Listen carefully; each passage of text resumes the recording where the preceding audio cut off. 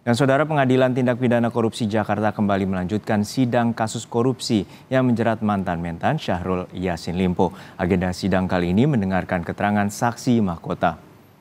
Saksi mahkota yakni mantan Sekjen Kementan Kasdi Subagiono dan mantan Direktur Alat dan Mesin Pertanian Muhammad Hatta.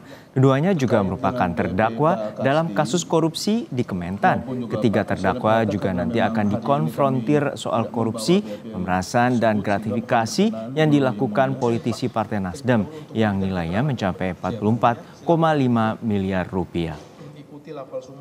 Kita menuju ke gedung Pengadilan Tipikor. Saat ini sudah bersiap jurnalis Kompas TV, Kika Madona. Kika, hingga saat ini dari pihak kuasa hukum atau penasihat hukum dari mantan Mentan Syahrul Yassin Limpo menghadirkan saksi mahkota.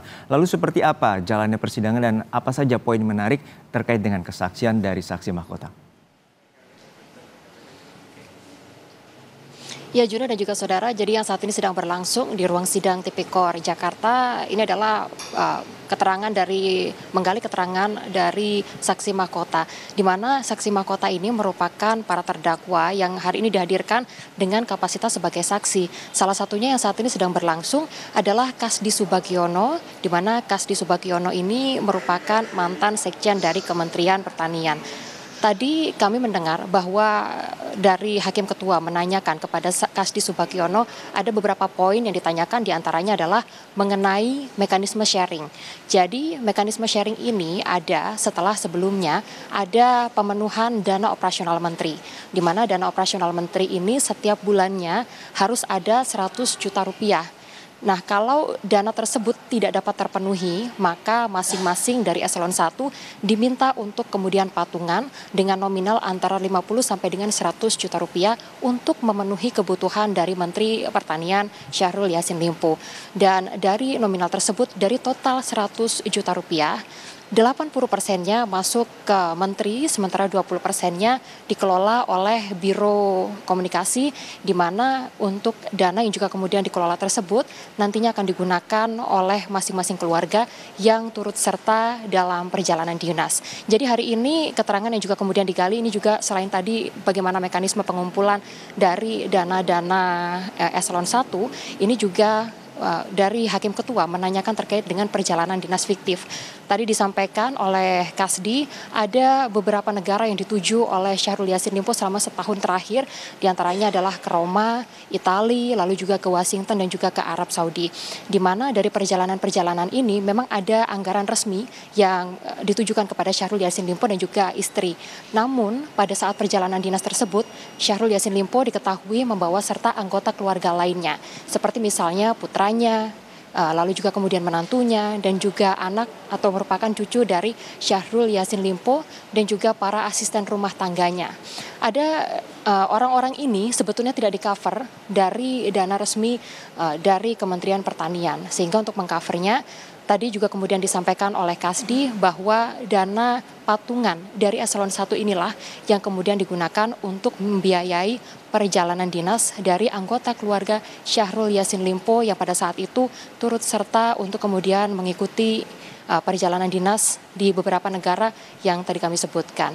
Persidangan hari ini masih berlangsung, di mana hari ini ada 3 orang yang berkapasitas sebagai saksi mahkota dan akan dikonfrontir langsung oleh Hakim Ketua, di mana diantaranya yang saat ini sedang berlangsung adalah saksi Kasdi, lalu juga kemudian nanti juga akan dijadwalkan Muhammad Hatta yang merupakan Direktur dari Alat dan juga Mesin Kementerian Pertanian, lalu juga nanti akan dimintai keterangan yaitu Syahrul Yassin Limpo yang merupakan mantan dari Menteri Pertanian.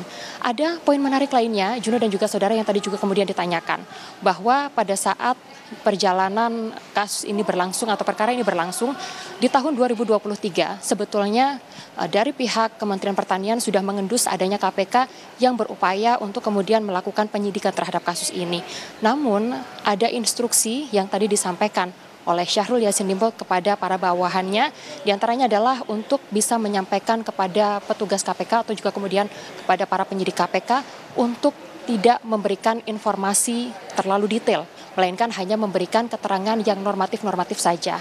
Hal ini yang saat ini juga masih terus didalami oleh pihak majelis hakim, di mana hari ini seperti yang saya sebutkan tadi, ada 3 saksi mahkota yang hari ini akan diperiksa, diantaranya adalah Muhammad Kasdi yang saat ini Kasdi Subagiono maksud kami, yang saat ini sedang berlangsung, nanti akan dilanjutkan dengan Muhammad Hatta dan juga Syahrul Yassin Limpo.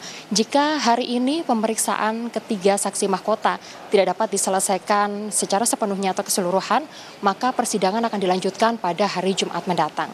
Kami mendapatkan informasi, saudara, bahwa untuk sidang lanjutan yang agendanya adalah pembacaan tuntutan, ini akan berlangsung pada tanggal 28 Juni mendatang, dan untuk sidang putusan ini akan berlangsung pada tanggal 11 Juli mendatang. Juno, kembali kepada Anda.